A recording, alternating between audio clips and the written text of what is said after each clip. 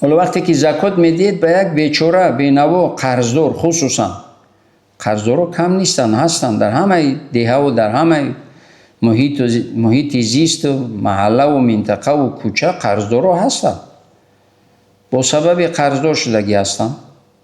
زکات مال ببرید بدهید، بگید برادر شنیدم که قرضدار هستید، این زکات مال از قرض نجات بیابید.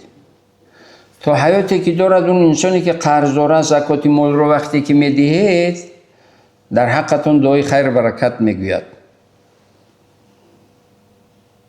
یا عائله کمبیزاتی که شوهر ندارد یا قوه کارگر ندارد، یک مادری که چند طفلک خردسال دارد،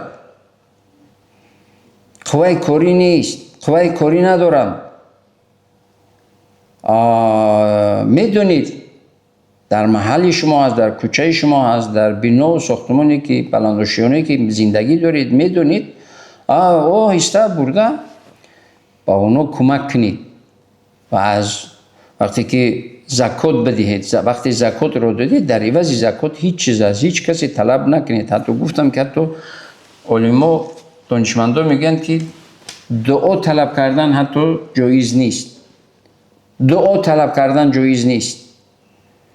چرا؟ بخاطر این همون ثروت و مالی است که پروردگار برایت داده است، این حق الله است، حق الله سبحانه و تعالی است. پروردگار میگه من بنده دارنده، من به تو ثروت و دارندگی دادم، تو به بنده نیازمندم بده. من به خاطری دادم که به بندگان نیازمندم بده.